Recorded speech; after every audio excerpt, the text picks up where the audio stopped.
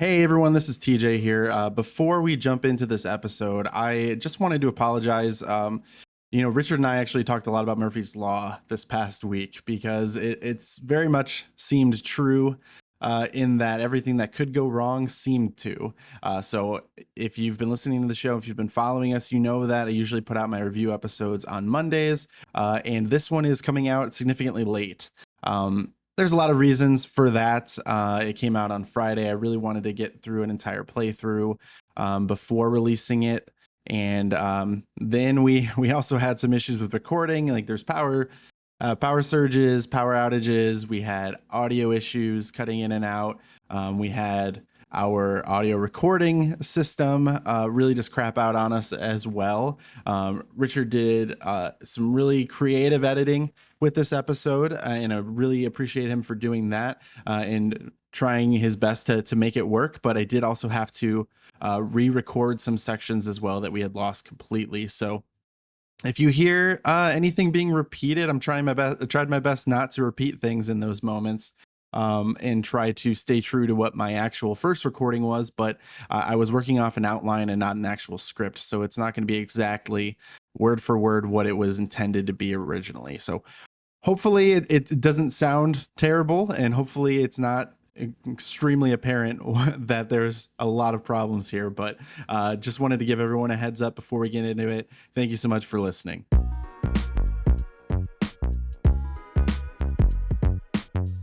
Hey there, it's TJ Starman, and I am so excited to welcome you to another review episode of Waiting in the Sky.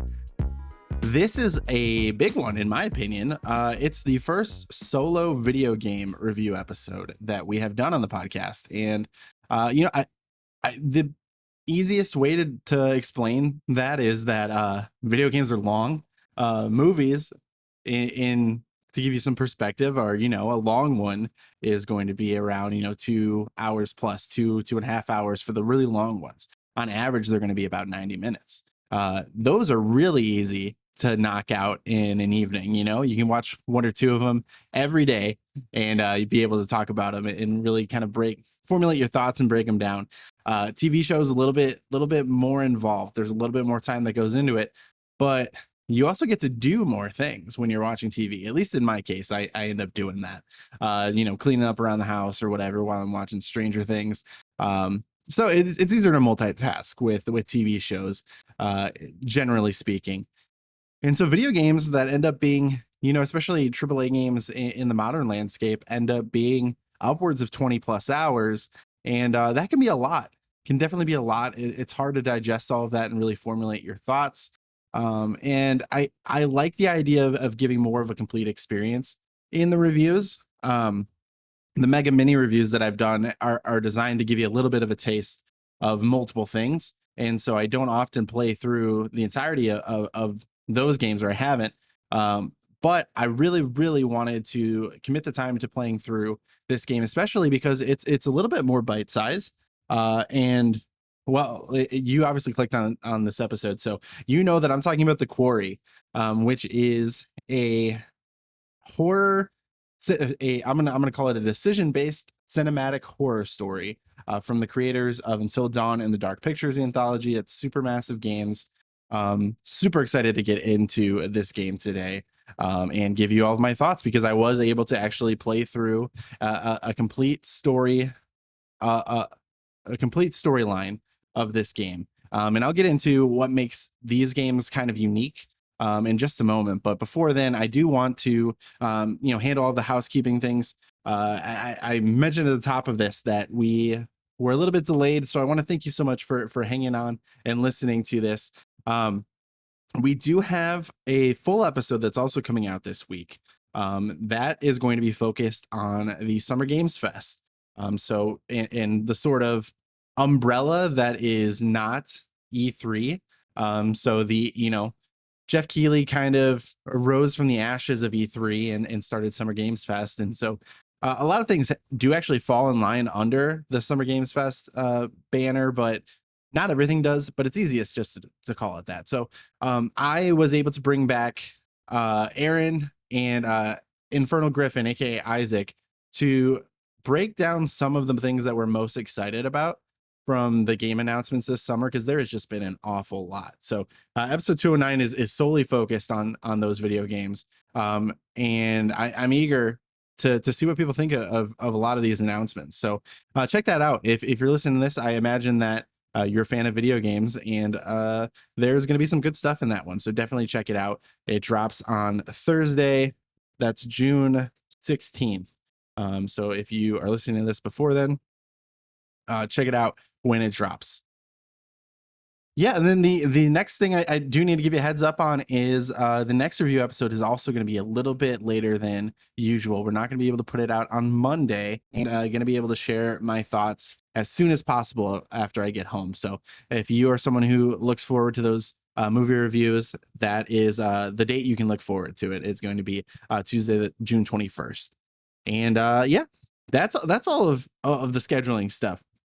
Of course, I have to mention, if you're not already following us on social media, you find us on most social media platforms at In the Sky Pod. You can find me on Twitter at TJ Starman. And of course, if you follow us on any of those, if you like, share, subscribe, follow, like all of that, every single one of those little numbers that comes through on my profile means so much to me. Being so small at this point, and hoping that people are enjoying what I'm doing. So if you take the time to do that, it really means a lot, and I appreciate it. If you've already done that, thank you so much. And let's jump into this. Okay, so I've been rambling on enough. This is the Quarry.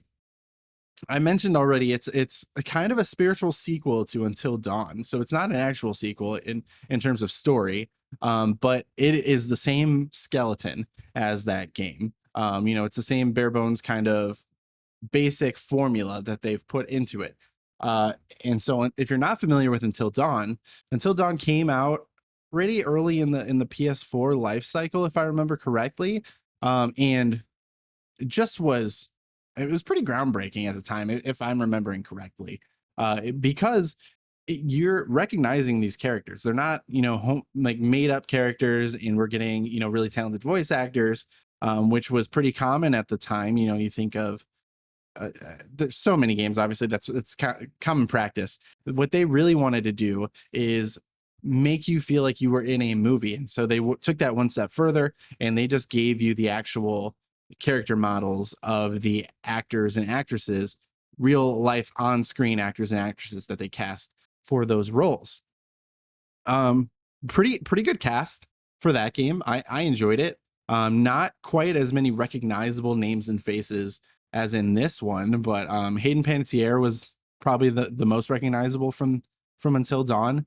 And then also at the time, I forget his name, but the guy from Agents of S.H.I.E.L.D. who played such a big role, he also was in that, and he was kind of still in the zeitgeist at that point when Agents of S.H.I.E.L.D. was in its heyday. So, but I thought that was really cool, and it was a fun experience. I actually only played through Until Dawn one time, but kind of the big gimmick here is that you can play through it multiple times, and you're going to get different stories because it's all decision based.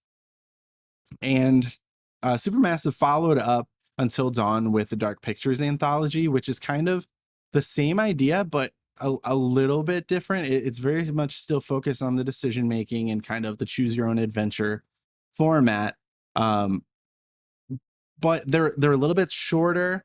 They were coming out yearly. And so I think Man of Medan was the first one. Then we had Little Hope was the second one. And then House of Ashes came out, I believe, this past October. I bought that at launch and was hoping to play it during a spooky season around Halloween. And I just never actually got into playing it. So that's next on my list at some point, because I don't want to get too ahead of myself and give away my feelings on the Quarry, but it definitely made me want to revisit the Dark Pictures anthology and Until Dawn. So let's talk a little bit more about the basics of the Quarry here. I mentioned, obviously, it is decision based. It's very cinematic. You very much feel like you're playing through a horror movie, which I think is what I and many people love about it. There's 10 total chapters. They're pretty bite sized, like maybe roughly an hour for each one, maybe a little bit shorter. And after each one, this is again the same formula that is used for Until Dawn and the Dark Pictures anthology. After each chapter, you speak to like a central narrator who is cluing you in a little bit into the lore of the game and in the world that you're in. And they're maybe teasing you a little bit because they're sort of, all knowing, but you don't really know anything and you're learning more and more. And so you kind of come back. Um, it does have a single player experience, which is what I went through. There's couch co-op experience. I didn't really even open that up, to be honest with you. I think it's based on passing the controller. So, it maybe one player is assigned to certain characters and the other player is assigned to other characters, is how I imagine that going down. And then also online play as well, offering a little bit of variety, especially if you can't have someone in the same room as you, but you'd like to play together or experience this together. I want to get into the mechanics a little bit. So, a very small part, I would say, at least of this game, is the collectibles. There are multiple types of collectibles here. There's evidence. So basically, gathering evidence to explain what actually went down here. And so there's nothing really that differentiates what you're collecting, in the overworld. But once you have interacted with the item, it does qualify as one of these things. And then on the menu screen, you can, dig into a little bit more, reading, reading things, reading about things, reading like your character's thoughts or like the what they've come to, the decisions they've come to. In addition to evidence, there's also clues that kind of paints a little bit more of a picture of the history of what's going on, and things like that. And then there's also tarot cards. So this is a very similar feature to Until Dawn, and I can't remember if it's in the Dark Pictures games or not. Um, but the tarot cards, as you collect after you collect them in a chapter and you go back to the narrator, having that tarot card allows you to take a glimpse into a possible future. And I actually didn't use this a lot because I kind of liked going in blindly and just kind of seeing where my instincts took me in the storytelling. I did use it a couple of times when I started to get, a little bit worried about a certain character that I liked a lot. If I really wanted to make sure that they were going to be fine, I would capitalize on those tarot cards and look into the future a little bit. But it's a cool feature, again, that you don't have to use. If you are someone who wants to go in, not knowing anything, if you like the idea of having a little bit of a hint, then you definitely have that option too. You just have to find the cards in the levels. It does lead to some shuffling around and exploring, and it's not super rewarding, to be honest. Like, I don't think that most of these things really pay off. It's environmental storytelling, really, because you start to pick up on clues and things, and you can kind of use that to put the story together before you actually get to reveals. And so if you're someone that likes kind of picking up on those breadcrumbs, that might be something you get a kick out of. But generally speaking, the collectibles are just kind of there and it's whatever. It really just seemed to pad my playtime a little bit. So I'm excited about playing again at some point and not focusing on collectibles and really just kind of experiencing the game without all of that, without those gamey elements to it. But speaking of gaming elements to it, it is still a game. So there are some that are baked into the core of it. The biggest thing is QTEs. I think what's kind of cool about this is I think most of the time you do want to successfully accomplish these. However, you can also deliberately miss them. And that does affect the story. So if you would like to see, what happens if this character stumbles or if this character is too slow moving out of the way of an attack or something, you can do that. And I think that's really cool that it's not just, oh, you're going to hit a fail screen if you don't get this right. Now, at the same time, if you do mess up, it might be really frustrating because you don't get to jump right back into it and replay that QTE like in a classic God of War game or something. If you messed up, you get to do that again. Or in like the Tomb Raider reboots, right? You see the gruesome, horrifying death, but it's okay because we're going to load you back up at a checkpoint and you're going to get a chance to do that QTE over again. It's different here. It's because that's actually baked into the storyline. You screwed up, your character screwed up, and now it's part of things. I really love that about these games for sure. There is minimal combat, and I only saw it with shotguns. I didn't really see any type of other weapons, at least that were like part of a free range combat. You do have the option of like attacking people with things or like attacking people in general at times, but um, not like free range. And even like the combat sequences with the guns are not like that either. Like they're limited. You don't get to just run around and then shoot things whenever you want to. Like your character has a gun at a certain time, and you're given the option to shoot it during a small window. Um, the gun mechanic is it, I mean, it's a narrative game. The strong point is not going to be shooting. And so I do have some issues with the way that they actually implemented this. They give you kind of a shooting tutorial at the beginning. It's very GTA San Andreas style shooting bottles type of thing. It's super basic, so it's not like super in depth or anything. You can do it. I just don't think it's super well fleshed out, or it could be a little bit more refined, I guess is what I'm saying. There are also these don't breathe sequences. And what I thought this was cool because I don't think this was in any of the other games. And so this happens when you are like hiding, or if your character has just been hurt or something. Like you can play dead and hold your breath while if there's someone stalking you. They until the coast is clear, basically. Then you can exhale and then go. And so you are just going to hold down the X button as if you're holding your breath and wait till the opportune time. And there's visual clues on the screen, so it's not hard, but it is a nice mechanic that I've not seen implemented before. And I really liked it. So that's the thing. There's a lot of these different game mechanics that keep it fresh overall. Now, if I played this game, 5 times back to back to back to back to back, it's probably not going to feel very fresh. But that's my own doing at that point. So I'm probably not going to do that because it's not as vast of an experience as something like I've also been playing Assassin's Creed Odyssey after a recent episode diving into the Assassin's Creed series. That game has a lot of different things that you can do, and it's different. This is very much focused on telling a story, and it's giving you fun, divergent ways of experiencing that story. And then the bread and butter of this is the decision making moments. And so I already mentioned the QTEs. I think that's kind of a quasi decision making element. Like I said, you can deliberately choose to miss things if you'd like to see how that goes.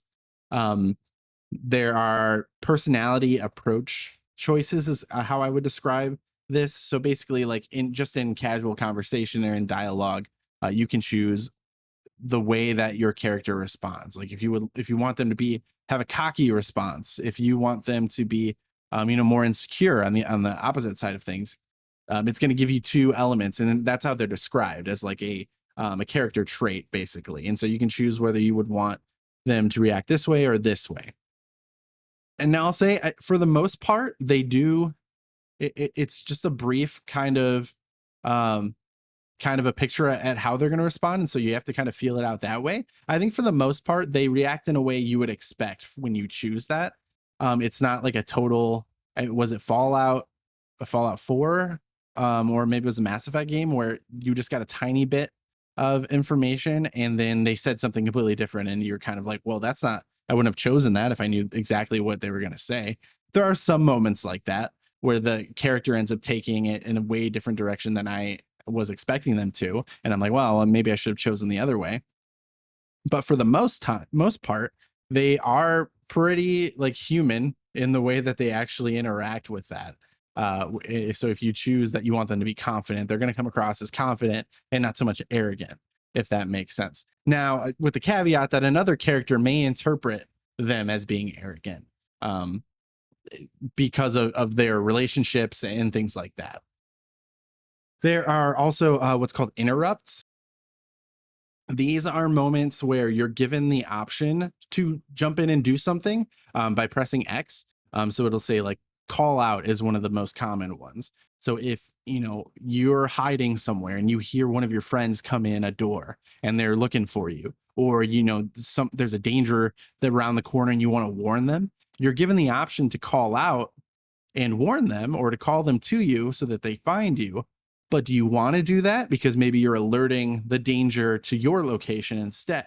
So you're given the option, and a time limit, whether you want to remain silent and not say anything, or it's not necessarily just that. That's an example of one. Or you can press X, and then your character is going to interrupt that moment and take action. I thought that was cool as well. Putting it on a time limit really works, heightens things a little bit, the tension and the excitement at times as well. And then the biggest thing is the path chosen decision. So this is very similar to those personality options there, in that you're given two decisions. It's like, well, are you going to go up the ladder? Or are you going to go through the cabin or something? Like I don't think that's an actual decision, but it's that type of thing.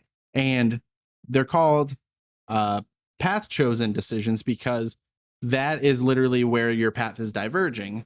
And so those moments they're not always timed. Sometimes you have plenty of time to sit there and think about it. And I liked that. I like that they're not always timed. Sometimes they are, if there's action going on, and sometimes it's more laid back.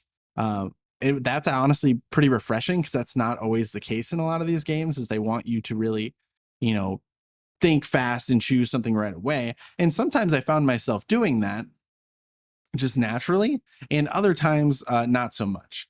So other times I did want to kind of sit there and try and think through the full possibilities of my actions there. So I do appreciate the way that that offers some variation.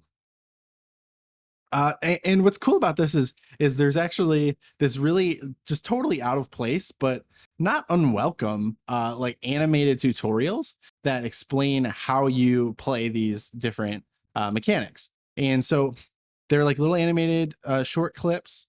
I think kind of Fallout Vault Boy style, but and with camping in the woods. And there's a narrator who does kind of a Twilight Zone voice. Very interesting to be out in the woods. So that type of thing. And they didn't have to do this at all. Like I said, it's totally out of place. But I thought this was super fun, especially when I first watched them learning how to play the game. I'm like, okay, because this game does start out pretty, lighthearted, like literally out in the sun for like the most of the first chapter. And so having that element of the tutorial kind of more lighthearted and fun also kind of set the stage for me going into it. And so I thought that was a fun little touch that they had. And you can go back and play those tutorials at any time if you like are really screwing something up and you're like, oh man, I really have to figure out what I'm doing wrong here. The tutorials are always available for you, and they're not hard to find or anything. Getting into the presentation, they use licensed music, and I thought that it was done really well. Definitely creates a nice ambiance.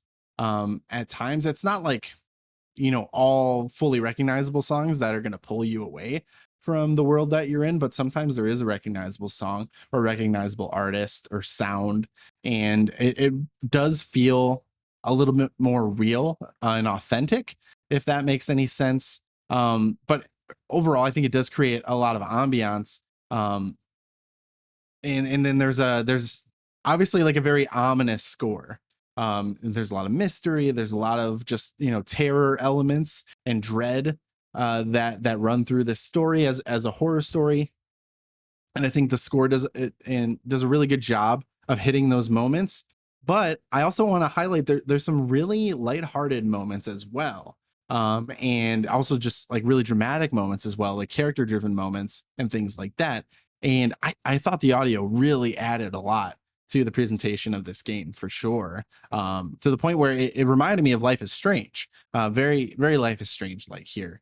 So if you're familiar with that game, the music is beautiful. It's very I don't know, it's not sad, but it's kind of sorrowful, but beautiful at the same time. And the first game takes place on the coast of Oregon, I believe. And so you have like that coastal feel, but then you get like the rain and the weather, and it's at a boarding school. It's beautiful game, one of my favorite games of all time. And I get kind of a discounted version of that here. But then they really hit you hard with the horror elements and the terror and the ominous nature of the score at times. And I think it really works to kind of show you both sides of that. The visuals, the character models generally look fantastic. I played this on my PS5. The characters, like, they are actors that have been scanned into models, and for the most part, I think they look really great. The faces also really look great. Some of the characters, Jacob in particular, I don't think looks super, like a human. um some characters, yeah, they seem a little bit off. You get a little bit of that uncanny valley. I think Jacob was the one that stood out to me most. Um but for the most part, I think they all look pretty good, especially, there's some pretty recognizable faces here, and so you get that. And I think that it has leveled up on what was done on Until Dawn and in the Dark Pictures anthology games as well, which is to be expected. I think this one had a bigger budget, obviously, and is way more, modern than Until Dawn was. So I don't think it really disappointed me with the visuals and the character models for sure. It is also kind of dark overall, and it's a horror movie, so a horror game, and so it makes sense that they would want to keep it dark, and it takes place, over the course of one night. So it makes sense. But I was playing in a completely dark room for most of it and still had some trouble seeing things, and you can totally adjust your settings. I actually didn't end up doing that and played through it without it being a major gripe at all. But going back and kind of gathering my thoughts, I did notice that there was a few times where, especially when you're meant to be in the dark and your character has a flashlight, the mechanics of actually aiming that flashlight are kind of hard. It's almost like a clunkier version of Alan Wake, in my opinion. And I think that could have been done a little bit better. And so those moments when you're in the dark aren't quite as dark, I guess. And so, yeah, without further ado here, let's jump into some of the story. And I'm not going to get into spoilers at all. One, because, my playthrough is my playthrough, and it's very unlikely that if you're listening to this, you're going to have the same exact decisions I have. So if I try to describe exactly what happened, it's probably not going to be very accurate, first off. And also, there's mystery here. There's, your decisions carry weight. you know Characters are literally die, or live based on your decisions, so I don't want to ruin your experience by any means. And I'm just going to kind of give you a non-spoiler take. I am going to talk about my playthrough a little bit, and I'm going to talk about my character deaths. But the unique thing about these games is that there's many outcomes, and they all can die or they all can survive, and everywhere in between. So me talking about who actually dies and who survives is not going to be much of a spoiler for your playing experience. But if you think it is going to be, then please pause, go play the game, and then come back afterwards. So first off, I think the writing is well done, and I've mentioned it already, but the cast is absolutely excellent. A lot of familiar talents here. I'm gonna kind of run through the cast. Some of these names might be familiar, but a lot of the faces you'll probably recognize as well. So just jump on the IMDb page where I'm at right now, if you want to see some of these faces. But Siobhan Williams, Skylar Gisando, Ted Raimi, Grace Zabriskie, Miles Robbins, Halston Sage, Justice Smith, who was in Jurassic World. So this was a big weekend for him. Brenda Song, I loved her in this. I thought she was great. Zach Tinker, Evan Evagoria, Ariel Winter, David Arquette, of Scream fame, obviously, if you're a horror fan. Ethan Suplee, you would recognize him. I know him in Boy Meets World. Also, My Name is Earl. Remember the Titans. He's in this. Lance Henriksen. Lynn Shay is really big in horror. Insidious. She is the older woman in that is like the expert of the demons in Insidious. She does a great job here for the time that I had with her. Emily Axford, Brian Murphy, JJ Dunlap, and Mark Silverman did the voice of the tutorials. So those are the credited cast. Really great. I didn't think there was like a huge weakness in this cast at all. really quality talent that they brought in here, and it was great to see that there was so much buy-in, especially in from both sides here, that there are like veterans of the horror movie industry that were willing to sign on for this, and that the developers went out and recruited them for this as well. Specifically, I'm talking about David Arquette and Lynn Shay being two of the names that really jump out to me. So the plot, pretty classic plot here. They are summer camp counselors. I actually don't know that I ever counted them up fully. There's 9 of them total, that are all playable characters, and it's very 80s esque in its setting, in the feel, but it is set in the modern day. So this, I actually think it's supposed to be taking place in 2021. I think they've referenced a number of years at one point. But I think it's really cool, despite being set in the modern day. It does still really maintain a lot of those elements of, those classic slashers from the 80s, horror movies that really shine through. In addition to that feel, there's definitely elements of supernatural and monster horror in this. So if you're a fan of horror in general, I'm sure you'll love this. But if you're a fan of a specific type, I'm sure there's going to be parts of this that are really going to vibe for you, and I think that that's part of it for sure. And also, there's just a mystery at the heart of this story. And as you continue on through the story, you're getting pieces here, pieces there, pieces from the actual events of the story, and then pieces that you're picking up through these collectibles and environmental storytelling throughout as well. So it does become more clear, and I liked that. I kind of like having the story unravel and make sense as you continue it, and then you have your theories, and then you're proven wrong, and then you form a new theory, and then you're proven wrong, and then you finally get it right, and you feel really accomplished. Like, this game definitely brings that for sure. Lengthwise, I would say this is approximately 8 to 10 hours long. My playthrough was about 9.5 hours total. Again, I think that trying to go around and find collectibles and explore off the beaten path ate away at a lot of my time, especially because your characters just kind of walk like slowly, like you would probably expect them to walk carefully in this type of situation. And they don't have like a speed up button. Life is Strange, for example, has a speed up button that I pretty much am holding down the entire time, because if you're going to give that to me, then I'm going to use it. This doesn't, and at times it's kind of annoying. Specifically, if you're going upstairs, it feels like it takes forever, even downstairs. But if you're just kind of walking and progressing through an area, not super focused on like going down all the nooks and crannies, then it's going to progress fine, and it's not really an issue.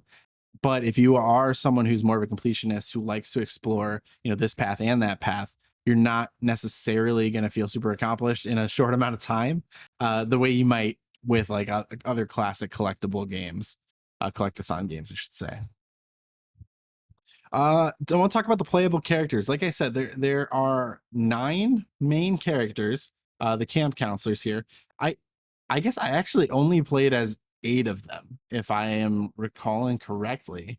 Um, they're all kind of coupled off, and so I'll kind of talk about them in their pairs. So there's Laura and Max, who are boyfriend and girlfriend. Laura is I think Laura is probably the most, um I guess she's very confident, she's very strong-willed, but you also get to really mold her to, your decisions, probably more so than most of the characters here. I really liked that about that character. That's and then Max is her boyfriend. He's kind of a goofball, um, and I kind of liked all of these characters for different reasons and to varying extents. Max was one that I didn't really, fully like all that much. And I guess I'll also say, like, I also spent varying amounts of time with these characters, so it also impacted how I was feeling about some of them and how much I learned about them. And also, their character traits and personalities are going to vary based on your decisions as well. Like I told you, that's a big factor in your decision making, is you get to impact the personalities of these characters. Next up, Emma and Jacob. They are kind of a like a summer fling type of thing. Is how they frame it here. Emma is, I think they're both kind of like your cliche kind of jock and cheerleader stereotypes, and now they're definitely more than that, but that's kind of how they're billed here. Um, Jacob is shown to be a little insecure. Has strong feelings for Emma. They're not necessarily continuing their relationship past the camp at the beginning, so that's kind of a big plot point early on. Emma is not super vapid, but I mean, she does like record in her phone all the time, and she doesn't even have cell phone service, so she's just recording to post it later. And I, I don't know. I don't know how realistic that is in a lot of these moments. I liked her actually, but I I, I don't know. Like there are sometimes where it's like the writers wanted me to not like her, and so they wrote moments in there that don't entirely make sense or don't vibe with how she was shaping up at certain points. And again, this could just be my playthrough. Jacob, I I didn't end up spending as much time with him as I thought I would be in this run through. So beyond that, he is kind of a goofball, like with other people. He is him. Jacob was kind of the character that when I was playing as him, he was way, way different than when I was playing as other characters and he was just interacting. And he was much more of a goofball, much more of kind of just a douchebag, to be honest, when other characters were playing. But when I was playing as him, I could be more intentional. I could make him out to be a nicer guy. And I think when I played him, I liked him. When he was interacting with other characters I was playing as, I didn't like him as much. Next up, Abigail and Nick. These two, I spent the least amount of time with these two. I'll tell you that. They're both incredibly endearing. Now they're not together. They have kind of like a mutual crush thing going on. Again, this is all chapter 1 stuff, so not spoilery. You'll find out very early on when you're playing. And it's kind of cute. It's a cute little kind of puppy love thing going on between them, and they both seem very genuine as characters, and I liked that. I liked that about both of them, but again, didn't end up spending a whole lot of time with them throughout my playthrough.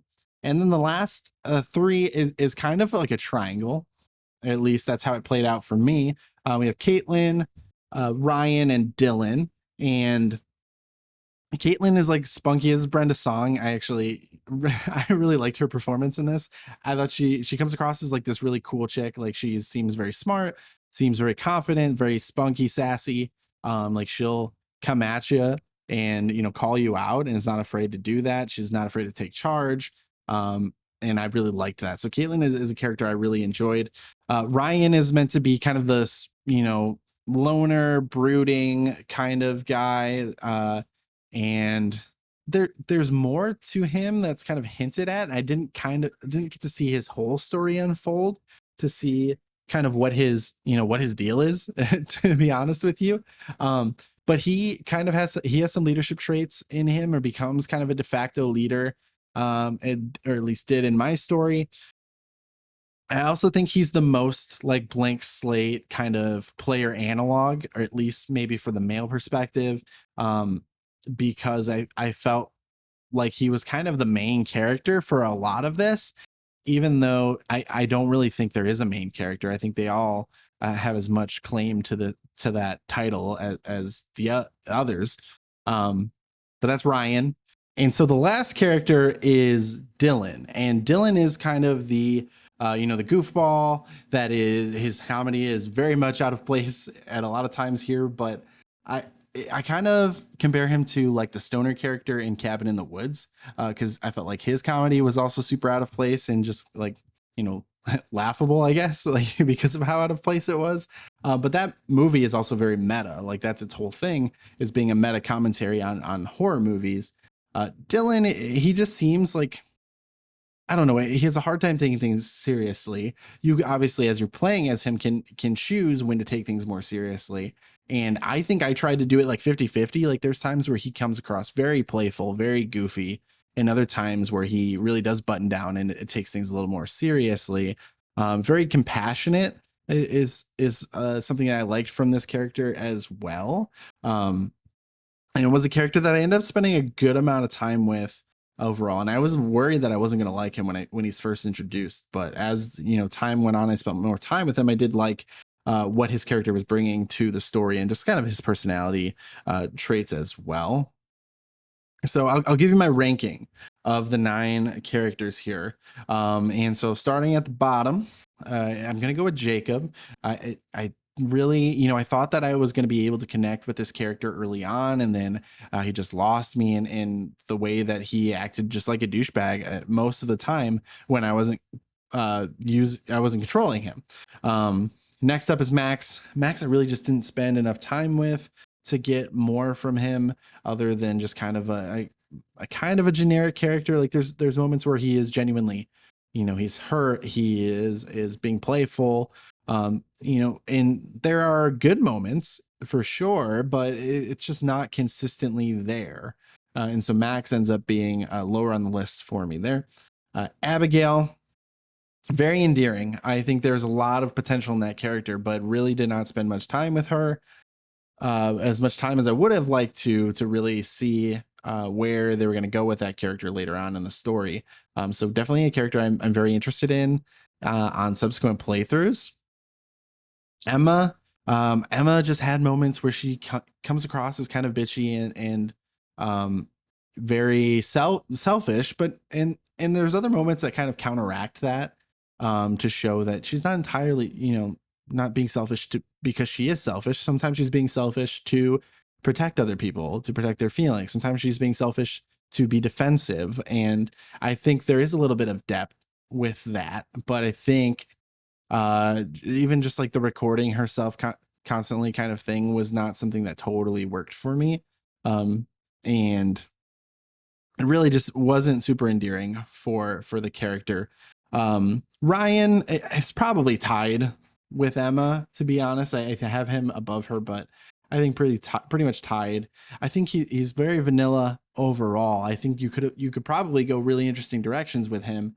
I didn't really end up anywhere super interesting with that character, so I think I probably left a little bit on the table. Another character I would be very interested to see if I could carry him through all the way to the end, how differently I might feel. After Ryan, I would go with Nick. Nick is a character that, again, much like Abigail, who is his love interest, is very sweet, endearing, seems genuine, and I really just kind of liked him from the beginning. And they have a cute kind of puppy dog romance between the two of them, and that kind of mutual crush flirtation ship, and to the point where like the other characters are trying to nudge them a little bit to get them together and egg them on and tease them as well. So it's kind of playful and cute, and I've liked that about their relationship. But also Nick just seems genuine. Like I said, he does have an accent. I think it's Australian or New Zealand accent, and he's very likable. And I will also say, without going into spoilers, there were some very interesting things that happened with Nick on my playthrough that really added to the character and added to just the dynamic of that character, and I appreciated that. I think it added to how much I enjoyed him overall. But he is a character that I really didn't end up spending too much time with, like probably a little bit more than Abigail, but still managed to really like him in that amount of time. So I think that kind of shows,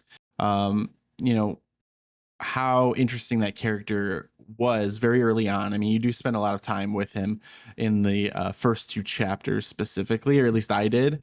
So Nick is going to follow up Ryan there for the number 4 spot in my rankings. Number 3, I have Caitlin, basically just because I like the personality that she has. I think she's very consistent throughout, one of the most consistent characters in the game. Things didn't work out the way that I wanted for her. She was one of the characters I absolutely wanted to survive, and kind of ended up being one of those moments where I was like, I don't understand why she just died. I kind of blame the game for it, to be honest. So one of the things I'm most salty about. Number two, I have Dylan. Just kind of talked about, you know, how lighthearted he is. I think being able to spend the whole length of the game um, with Dylan in some capacity was very helpful and led to me ranking him much higher on this list and kind of seeing a greater picture. Some traumatic stuff happens to him or happened to him in my playthrough, and he, you know, dealt with it incredibly well, like in beyond what would probably be realistic. But I kind of liked that to a certain extent, like or at least as far as a character trait. It was kind of cool. And then Laura, I had at number one. I really liked playing as Laura. Absolutely, my number one goal was for her to survive. I like the story that she was a crucial part of and how the way it unfolded. And I wanted her to be, you know, if I only had one survivor, I wanted it to be Laura, and it didn't work out that way. I think this was another moment where I uh, am going to blame the game for this playing out the way that I didn't want it to happen. It wasn't me making a decision and that decision being like, oh, that was wrong.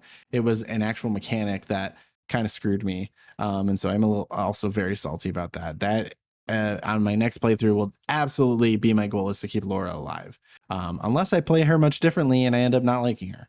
Who knows? Seems like a lot of flexibility in this game. So kind of, you know, the synopsis of my first playthrough, I honestly felt like I was doing really well for about 7 out of the 10 chapters. Even though I had a couple of deaths by that point, I felt like I was making a lot of really good slash interesting decisions.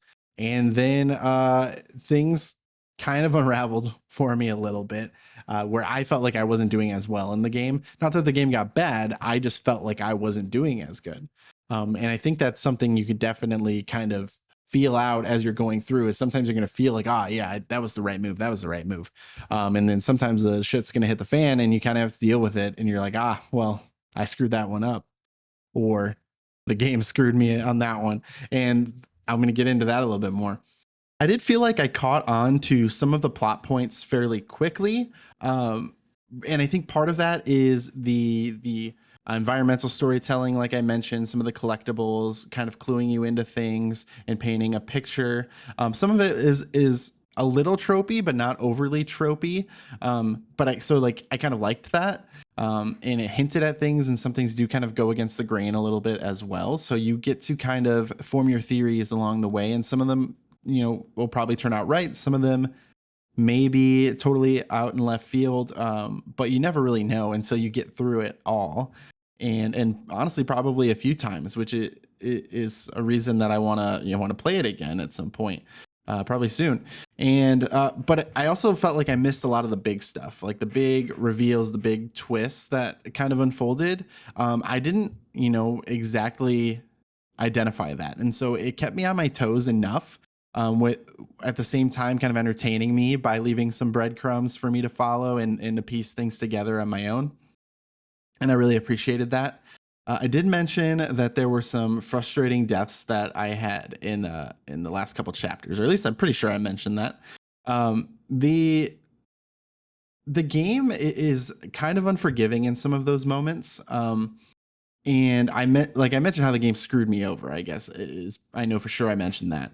And there's two specific instances where I felt that way, and I think the mechanics kind of let me down in those moments. For the most part, the game runs pretty smoothly the way that you expect it, and you're able to kind of operate it in a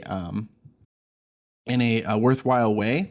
And it's not going to mess with your playthrough too badly. But there was a couple times where I was trying to do something, very specifically trying to do something, and it kind of wouldn't let me do it, or you know, maybe I hesitated for 1 second and it ended up screwing with me, and that I didn't like.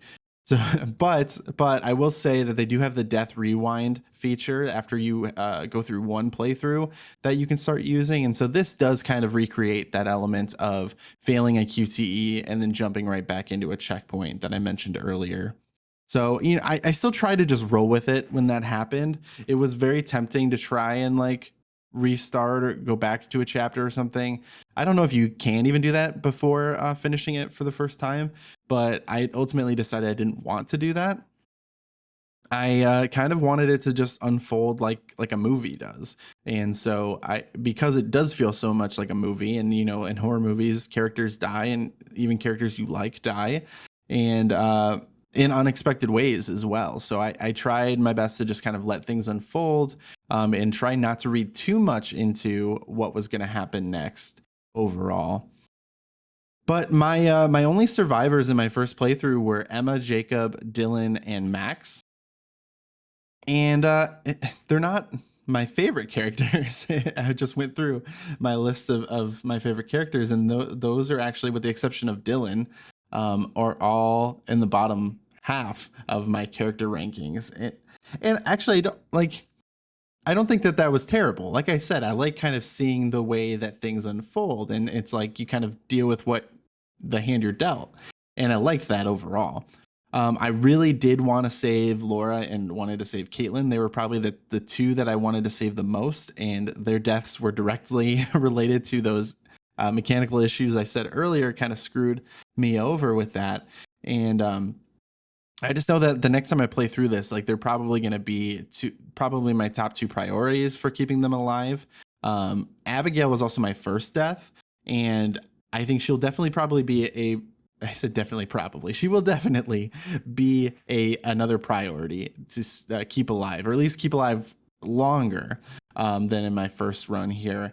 The next time I play, because I didn't really feel like I spent a whole lot of time with that character, enough to really get to know her to the fullest, and I would really like to understand these characters on a much more rounded level. And I think compared to other characters, I didn't get that from Abigail. I didn't get that from Nick. Max, I feel like I didn't really get that a whole lot either, and Jacob, I think, left some stuff on the table too. Even some of my favorite characters, I felt like I didn't get to spend as much time with them or get to know them as well as I really wanted to. um, so I think definitely the next time I play, I'm gonna have some characters that are priorities, and I'm gonna have that in my mind, and I'm curious to see how that affects my decision making and how varied it's going to be moving forward. uh that In addition to kind of support that replay value experience, they have movie mode, which allows you to just kind of watch different scenarios. I pre-ordered this game, so I ended up getting a code for a few filters as a pre-order bonus. So you get like an 80s filter, a classic filter that's black and white, and an indie filter. The indie filter gives you a little bit more color, I think, is how it looked. I didn't play through with any of those on. I wanted to get the kind of generic experience first before trying these out later on. And I think it actually would be a lot of fun to, if I play with the 80s filter, to make, play these characters up to their stereotypes a little bit more, rather than, making them more realistic, more well developed. Really play up to those stereotypes and kind of see, it's like, oh well, this is going to be my 80s experience this time, or this is gonna be my classic experience this time, my indie experience this time. So I'm excited to get into those. But I thought that was a cool feature. At the very least, you also get the death rewinds after you complete the game first time. I think you can also pay to unlock them early on if you want, as part of a DLC pack. This, I think, is a solution to those moments where I really felt screwed by the game. This gives you the opportunity to jump right back into it and make a different decision, or I'm going to actually pass this QTE this time. So I am hoping I don't have to use those. I'm going to be very reluctant to use those, but there's those two occasions at my first playthrough where I absolutely would have used these if I had to. And I think you only get 3 through an entire story mode. So I would have been fine if I used it those 2 times. I'm assuming that another time didn't come up because of it, but you never know. So I'm excited to play through with that option available to me. And let's wrap this up with just like an overall take here. So there are some mildly frustrating mechanics and animation issues that kind of bugged me throughout, but nothing crazy, nothing too major here. There were some major events that seemed to like kind of sporadically not be acknowledged the way that you would expect them to. I mentioned Dylan, I had something traumatic happen to him, like a very obvious thing happened to him. And then he's meeting up with his friends, and it's not the first thing that they're like noticing, where it absolutely would be the first thing that people would notice. And also, he's not even like acknowledging it necessarily. And it's very interesting to me, because I do think it comes across as a little buggy. I don't know if it was designed to be that way, or if there is an actual bug here. It does feel a little bit buggy, and that was something that kind of was, if I was nitpicking, really bothered me. Really bothered me throughout at times. I do definitely feel like this game fulfills its promise. It feels like you're playing through a horror movie.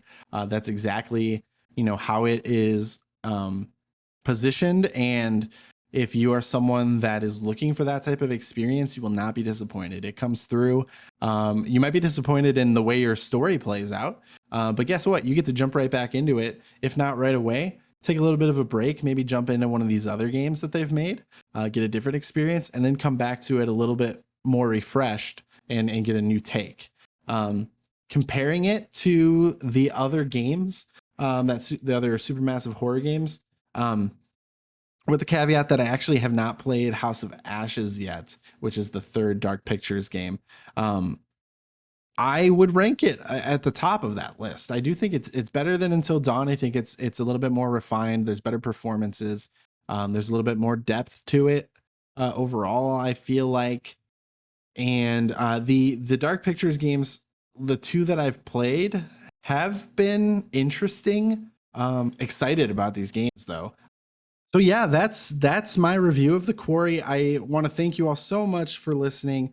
It really fun game. Really fun game. I was super excited to be able to play through all of it and to be able to share my experience with all of you and hopefully generate some excitement. If you have listened to this and you haven't already played it, I'm really hoping that you do go and play it. If you already have, then please let me know what your take is on the game. Please don't spoil any of the alternate storylines for me though. But follow the show on social media. Like I said at the opening, at In the Sky Pod. You can follow me on Twitter at TJ Starman. Any of those small things that you can do to support the show, whether that is following me on social media, whether it's liking the YouTube video, if you're leaving a rating on the podcast, if you're subscribing, following, all of that type of thing, it means the world to me, and I really appreciate it if you take the time to do so. And if you already have, thank you so much.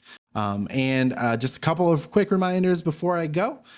The next main episode of the podcast, episode 209, is going to be dropping this coming Thursday, June 16th, talking about the Summer Games announcements with Infernal Griffin and Aaron, a couple of returning vets of the podcast. A great conversation to check out if you are a gaming fan. Lots of excitement. And of course, we are going to have the next review episode, Lightyear, dropping on Tuesday. Notably not Monday. It's going to be Tuesday, June 21st. Super excited about that one. We'll see how everything plays out and how I'm feeling about it after I've seen it. But thank you so much for listening. And until then, we'll see you next time.